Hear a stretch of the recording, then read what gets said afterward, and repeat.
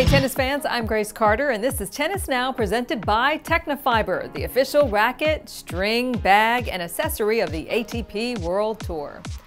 The Big Four, which includes Roger Federer, Rafa Nadal, Andy Murray, and Novak Djokovic, have won 49 of the last 57 majors. It's pretty amazing when you think about it. In a little over 14 years, only 8 times has somebody outside this group of 4 won a major. And 3 of those times it was Dan Wawrinka, which makes us wonder if the Big Four should actually be the Big Five, but that's a story for another time. Today, we're going to talk about which players can stop the Big Four's dominance at this year's U.S. Open.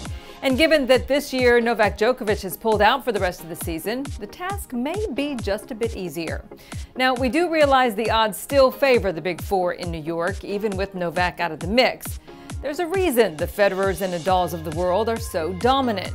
But if the big boys slip up a little bit, this is who we think may be able to step in. Topping our list, Juan Martín del Potro. He headlines our list because he's a former U.S. Open champion. It may have been 8 years ago, but there's something to be said for experience. We just have a feeling that Del Po will be at his best on the hard courts.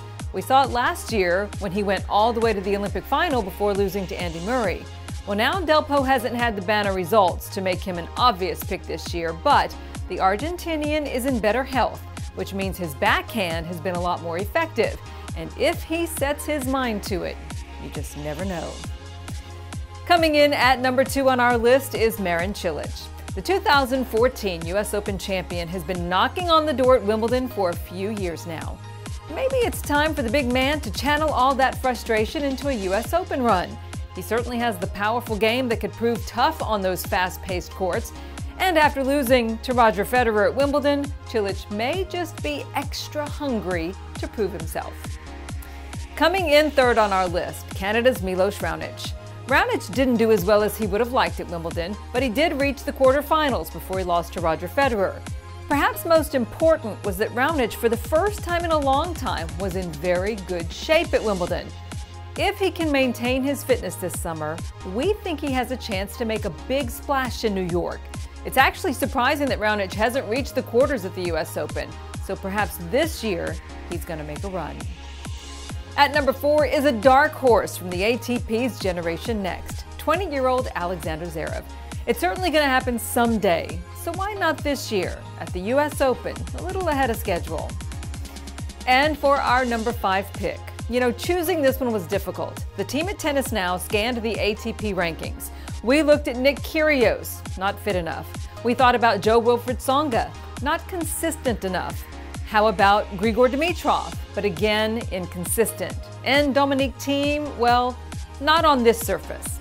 Finally, though, we came to Kei Nishikori. It just may be Kei's turn. He reached the final in 2014 and the semis in 2016. He is a wizard on hard courts. His game is built for the concrete. He has great movement on the surface, and his power from the baseline causes problems for just about everybody. It took a brilliant effort by Roger Federer to knock him out in 5 sets at this year's Australian Open.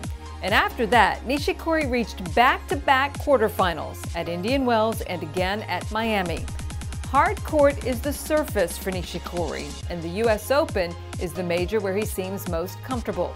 Perhaps this could be the year that he finally does it. So there you have it, our list of 5 players who could break the Big Four stranglehold at the 2017 U.S. Open. It won't be easy, and we won't say it's likely, but you never know. Thanks for watching, everybody. We'll see you next time here on Tennis Now.